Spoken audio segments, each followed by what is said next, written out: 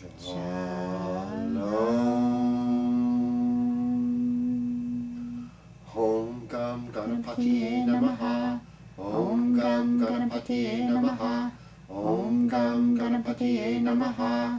Om Brahma Mira Striparan Takare. Banusha Shiva Misita. Buddhasha Gurusha Shukra.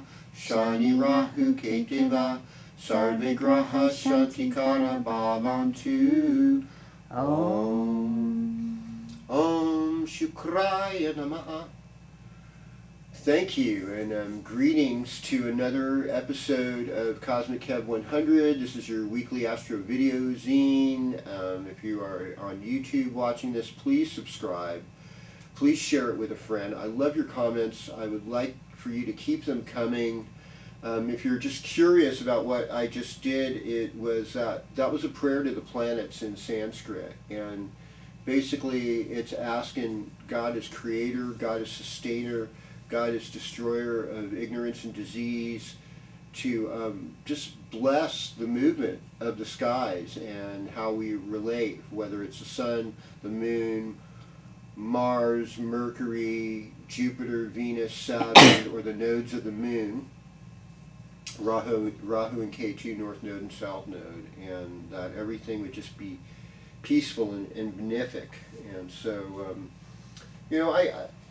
I do have a background in both Western and Vedic astrology. This is mostly about Western or tropical astrology, but I do often regress into what I know about Vedic astrology, which is where the planets actually are in the constellation. So that's a little more astronomically correct. So, if we were looking at the sky today, so this is for Friday, June 23rd, 2023, and we would see the moon actually in the constellation of Leo. And the part of Leo that the moon is in is a lunar mansion known as Maga. So Maga is ruled by Ketu. Ketu is the south node of the moon. Maga's ruling deity is the Pitris, which is the ancestors, and the symbol for Maga is the throne room, where important decisions are made. Also the palanquin, and my analogy of Maga is the legend of King Arthur, the sword and the stone. Like the strongest men couldn't get that sword out of the anvil or rock that it was stuck in, but this little boy just picks it up and it just comes right out, and it's like, well, this is just crazy. And so he puts it back in, and then the strongmen try to get it out, and they can't, because our real royalty is to be given from God. It's to be given from the divine. It's not something that is actually inherited. And in the old days, there was no caste system. People chose what caste they wanted to be in. And so don't let anybody tell you, if you're not in a caste to be a doctor. You want to be a doctor, you go pursue being a doctor. If you want to be an astrologer, and if you're not in that caste, go ahead and be an astrologer and just bring the most compassionate wisdom that you can to the table when you're doing that. That's really what this is about. And it's also asking support of the ancestors. We need that ancestral healing, all of us. There's been generations of trauma that runs through our body. This is known by science. And Ketu rules our gut feelings, it rules our intuition, it rules the stories of past lives, but also rules like the 14 generations of memory that's in our mind of past lives. And so this is about, this Friday, just saying thanks, to your ancestors for what good things they've done that you can be here today. And if you've got parents that are alive, love them, acknowledge them. Anything you can do to love and acknowledge your parents is really a gift. It's a support. Grandparents, love and support them. Let's just keep it moving forward. We're going to go sign by sign. Now in tropical astrology, I'll first of all say that the moon is in Virgo. So moon in Virgo today, it's about working on self-healing, like cleansing. And I was thinking to myself, with this new moon coming up, boy, it'd be really good to go on a fast. Like new moons are really good for fast. And when we do fasting, we actually decrease the bad microbiome in our body, and the good ones live. They're waiting for that. So it's a really good way to have health. And so many spiritual systems say you want to make change, fasting and praying is where it's at. And so if you're healthy enough to fast, you'll get healthier. And that's just a beautiful thing, you know. Fast for peace, fast for help for others, and keep it moving forward here. So, with that said, we're going to go sign by sign, starting with you, Aries. So, greetings, Aries. Welcome to your horoscope. Now, Mars, at the end of the week, will enter into sidereal Leo. So, I mean, you're going to get a boost. A boost is coming your way. You might be feeling this boost already. And Venus is slowing down in your 5th house. So this is kind of, there's sort of a wonkiness when Venus goes retrograde. It's really hardest on women. And so, you know, be sensitive to the women around you, because they're likely going to be suffering or going through things, or people that are just really influenced by the planet Venus. And that would be, you know, people with a lot of Libra or Taurus in their chart, and even people with a lot of Libra, Taurus in their sidereal chart. I'd say even more so, especially watch them, because they're going to be feeling it more. Now, right now things are kind of nice and spread and open. I mean, what I see for you is that there's some financial work, and there's creative work and attention to be put on your children, and help your children, and help your creative projects move forward. And that's what's going to be most satisfying.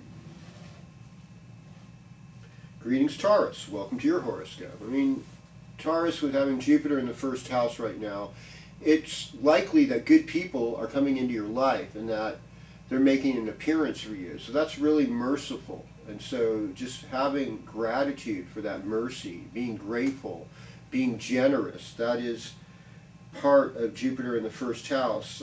Uranus in the North Node. Both of these grahas, grabbers, as we'd say, luminaries or planets. North Node's really a placement. It's not a planet, but it does have a lot of power. They're about eccentricity, and they're about places where we're less than grounded, and they're also about innovation. Having a good imagination to invent something that could work. So this could be a time when you're really inventing things and making them happen in your own home life. You know, I said this last week, just making your house nicer, working in the garden, all of those things are going to help. You know, Mars and Venus, because most of you are probably sidereal Aries anyhow, so just honoring your parents, your family, your home, working with fixed assets, selling what you don't need, and being grateful for what you do have. That's all part of the picture. Well, greetings, Gemini, and welcome to your horoscope. So, you know, we're starting out with the moon in Virgo, and that's your 4th house. So it's like being happy with your home, you know, being happy with what you do have. I've never seen a period in my country where so many people are displaced and don't have places to live. And yet there's people that have more than enough places to live. They own multiple properties and stuff. And so it's just, that's okay. I'm not against people having things, but I am really for everyone being safe. You know, that, you know, my prayer for everyone every day is that may you be happy, may you be healthy, may you be free of cares, and may you be safe. And having a dwelling is a feeling of security. So be grateful for that. Now, you're able to work, we're talking 10th house here, very wisely and prudently with Saturn in the 10th house. And you're also able to work with an aesthetic with Neptune in the 1st house, that you care like an agape love sense, that you want things to be beautiful for everybody. So those are really nice things. Mercury moving over into Cancer this week, that's going to bring about some change. It's going to really focus you on your words, and that's why they call it spelling. So we are creating a reality with the words. They say, boy, that's a lot to think about, you know, to be sparing with words, and to say that we are the people that we've been waiting for, and that we can create, and we will create a better life for each other.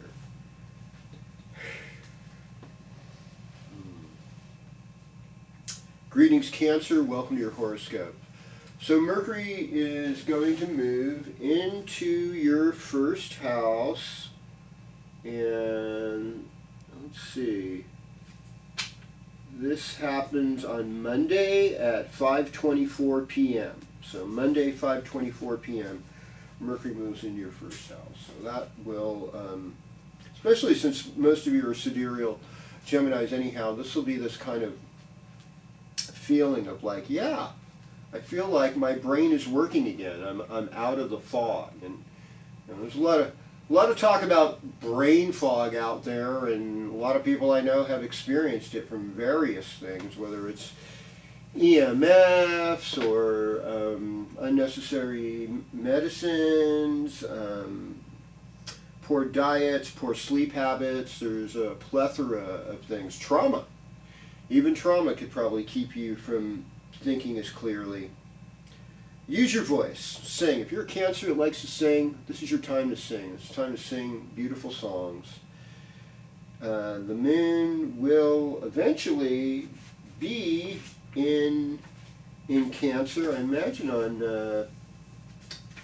looks like, well, let's see here. On, it looks like, not for a while. Okay, yeah, because it's in Virgo. Well, it won't until the next new moon. Goodness gracious. What am I thinking? Talk about brain fog. But Sun's in Cancer. Mercury is moving into Cancer. Pluto's in Capricorn in the 7th house. So reviving how you work relationships and having insights on who the people you relate to. Social life looks good with Jupiter, Uranus, and North Node. It's like a costume party or a lively party in a lot of ways. Saturn and Neptune in the 9th house. You know, a time to embrace more wisdom and more education. Okay. All right. Greetings, Leo. Welcome to your horoscope. Venus and Mars, first of all, in the first house. Lovely position, and it will help you be in touch with what you're really passionate about. It'll also help you look better. You know, makes you more dynamic. It can both soften you, but also help you lose weight and be stronger, be more muscular, and deal with artwork, beauty, working in the garden, being fit. Now, Sun's in Cancer, so that's the 12th house. So 12th house is a time of loss. So for most Leos, this is just sort of a period to finish things off, and it's not like the time to do like these great strides forward. It's kind of like lay low a little bit. It was really hard to tell a Leo. The other thing is pay attention to your dreams. Mercury is in your 12th house. Mercury's going to bring you messages. And so when we journal and we have messages from dreams, we're able to do more spiritual growth. We're able to utilize those dreams for spiritual growth, for personal growth. Jupiter, Uranus, North Node in the workplace. It's like having fun at the workplace and just being able to have a good attitude when the unpredictable and the unusual arises. So that's also on there. Saturn and Neptune in the 8th house. You know, that's a hard position, really. Saturn in the 8th is, you feel other people are in power, and it could be just like things are slowing down. And so really, it's like, whenever you see somebody good, doing well, Leo, be thankful for that. I'm so grateful that you're doing well, you know, and so we have to resist jealousy and praise God's providence in other people's lives, not just in our own. Okay, greetings, Virgo. Welcome to your horoscope. Well, the moon is in your sign, and yes, you are looking lovely indeed. So the moon went into Virgo Friday morning, very early at 3:35 a.m. Pacific Daylight Time. And the moon will be in Virgo till 3:57 p.m. Pacific Time. So that's, you know, that's a good slice. Virgo dominates this weekend. And what does Virgo do? Virgo helps other people. Virgo has a lot of knowledge about healing, a lot of knowledge about natural healing, sometimes about the more techie medical kind of drugs and their effects, sort of healing, massage, giving to others, giving pleasure to others, serving others. You know, Virgo's a servant, and in Judeo-Christian astrology, they link Virgo with the first sign of the zodiac. So, Cancer time for Virgo. It's like 11th house. You know, this is the best time for Virgos to have parties. This is the best time for Virgos to meet other people, be with other people, and, you know, have lively interactions. Now, Venus and Mars in the 12th house, it's like part of your own personal love life and creative energy. It's in the imagination sphere mostly, and there could be somewhat of a feeling of loss, like, I wish it was this way. And so you have to just have gratitude for what is working and go with that. Relationship stuff is big though, with Saturn and Neptune in the 7th house. So, you know, overcoming limits and being spiritually attuned to the needs of your partner. And then healing relationship with your father, Jupiter, Uranus, North Node in the 9th house, healing relationships with teachers. They can't do it all. You know, we're all limited, and, you know, we're celebrating you this weekend. And, you know, I see you making progress and making financial stability and better things coming your way. All right. Greetings, Libra. Welcome to your horoscope. Well, it's like the grahas are moving around, and I really like it when they're more spread out like this.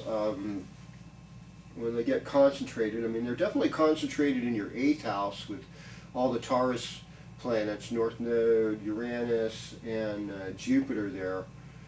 So, you know, you're going through transformation.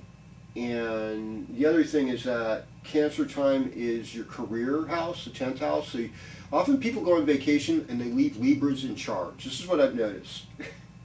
And so you're showing more responsibility, and your intelligence is shining right now. I mean, let's face it, Mercury's there. Most of you are sidereal Virgos anyhow, so you're really showing a very crafty, good mind, able to do things. Venus and Mars in the 11th house. Also a good time for a party, a good time to bring friends together, to bring loved ones together. This could be like a Cupid party, like a Valentine's Day party. If you knew people that were lonely and you thought you wanted to be a matchmaker and get people together, this would be your time. You would be able to do that. So the moon will be in your 1st house starting Sunday afternoon. So Sunday afternoon, Monday, and I think probably a decent part of Tuesday, you'll have moon in the 1st house. So those are your power days. Good to take note of that. And we're going to go move it on over to Scorpio. Okay. Well, greetings, Scorpio, and welcome to your horoscope. Well, I mean, one thing I think is like Pluto moving back into the 3rd house in some ways is going to help you revisit the courage that you've had. It's going to revisit insights that you have, and maybe write down, you know, reaffirm your vision for yourself, and that you can follow that plan. Writing things is great. I think it's better to keep a journal almost by script and writing than it is on a computer, because there's a more thoughtful process, I think, that goes on when we're just using our hands and writing with a pen or pencil and paper. North Node, Uranus, Jupiter are all in the 7th house. So you're really benefiting from your partnership, actually. You know, as weird as this person is in some ways, and ununderstandable why they do what they do and where they're coming from, there is a gift. They have innovation. They have an inventiveness. They have an excitement that they bring and an inspiration that they bring. And so, and since most of you Scorpio Lagnas are Vedic Libras, you know, looking at Venus and Mars together, of course Mars in the 10th house, either way you slice it, you know, Venus and Mars in the 10th house, you're just focusing a little more on your career, and you're wanting to give back, and you're wanting to do better things. And I think whatever we can do to make things more inviting and make them better for other people is what's going to help. And you know, we're grateful for what businesses hire us. You know, we're grateful that they bring us flow of currency. You know, it's lucrative. Lucrative is also promotes, you know, something that is flowing, and so flowing in that sense. Also, it's a good time for travel for you. Sun's in your 9th house. Neptune and Saturn in your 5th house. Also, it just kind of softens whatever limits you have, and that if you just keep everything in a spiritual framework with gratitude for whatever you're learning and whatever you're teaching, you're going to come up on you are going to come up on top. Hello, Sagittarius. Welcome to your horoscope. So Jupiter in Taurus, 6th house, Uranus, 6th house, North Node, 6th house. The story here is helping other people. The story here is it's actually good for your immune system when you're doing service work to help other people. When we make other people happy, we actually stimulate our immune system. And so service work is so good. You might be dealing with small pets. You might be dealing with uncles and aunts. You might be dealing with your own personal health issues. And always think in terms of what you can do as well as what you're feeling. You know, don't deny your feelings or gloss them over with spiritual bypass. And you're feeling down in the dumps, you're feeling down in the dumps. But what are the ways to get out of the dumps? We keep a gratitude journal. Write down what you're grateful for. You know, and a lot of times we don't realize what we're grateful for until the things we're grateful for are gone. So don't let that catch you. You know, don't put yourself. Don't wait till it's too late. You know, we often we've lost a lot of people. I've heard there's like 40% more deaths than there normally is over the last couple of years. Something to really think about, folks. Just how fragile we are as humans in these times. Moon in Virgo, you know, it shows that you'll be in the public eye a lot this weekend. And Venus and Mars and Leo, that's in your 9th house, it's working for you. So you're making friends, and you love to travel and go other places, and I'm sure you're going to be making friends wherever you go. Greetings, Capricorn. Welcome to your horoscope. And I mentioned now Saturn's retrograde. It's in your 3rd house. And so 3rd house is siblings, friends that we knew since we were like in high school or college. It's a library of information. And it's also kind of like the years between, you know, this is my own personal astrology. I look at every house as containing 7 years of our life, you know. 1st house, 0 to 7, 2nd house, 7 to 14, 3rd house, 14 to 21. I know that people have done it, 1st house is just baby and 2nd house is toddler. I mean, that kind of works, but I think in this new paradigm that we're moving into, it makes sense to me. And it's because like the 3rd house is essentially the adolescent house. It's the house where we're wanting to discover our lives, and we're getting smart enough, we're getting into our adult bodies, and we're like, yeah, I'm going to go out there and work with this. It's also the 3rd house that gives us courage. And oftentimes, teenagers are courageous, you know, and they do, and young people in their young 20s are courageous, and they do some pretty crazy, far-out things.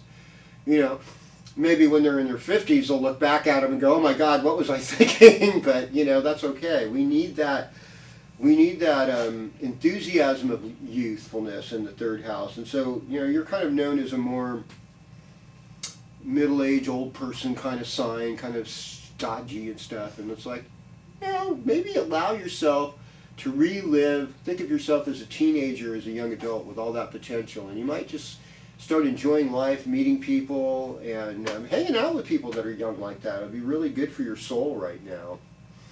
And yeah, and this is your partnership sign, so you might make new friends during this. Well, hello Aquarius, and welcome to your horoscope.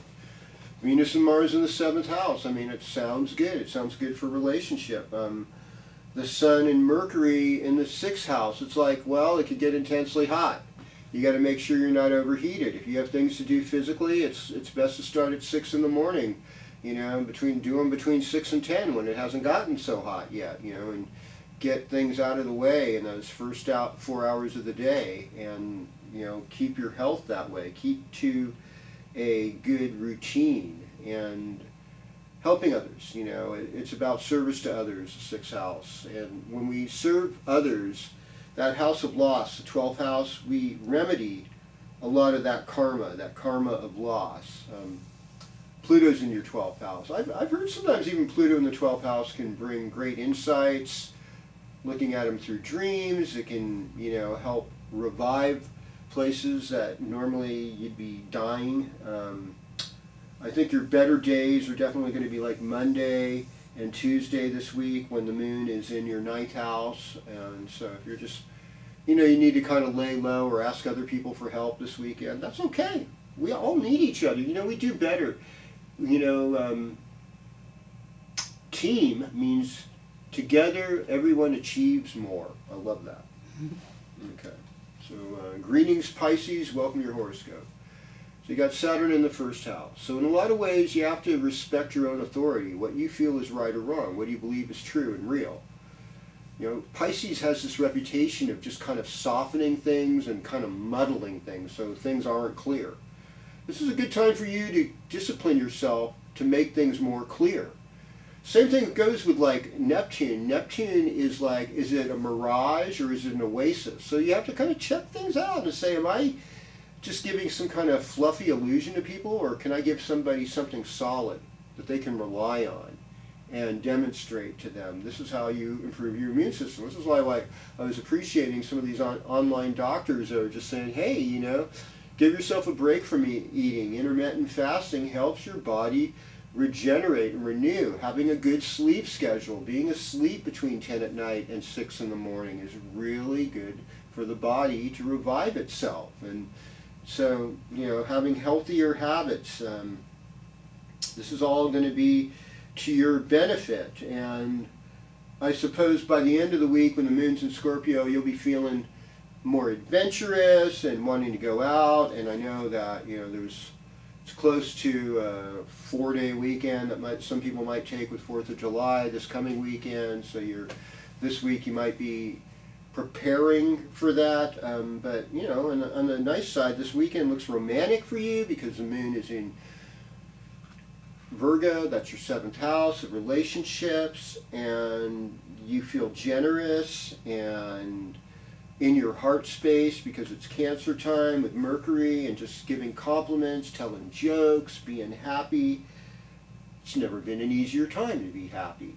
And so may that happiness be spread, and may you continue in that happiness. And I just want to thank everybody here who's made these comments in the last couple of weeks, and who's just continuing to shed this light of like, let's lift each other up, and let's not react to evil severely, but rather make less of what's bad and make more of what's working for us and what's healthy, and turn each other on to better health, better life, better abundance.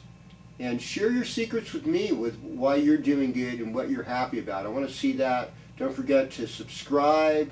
I'm looking to have 1,000 subscriptions, and so it's up to you, the viewer, to do this. I love being with you every week.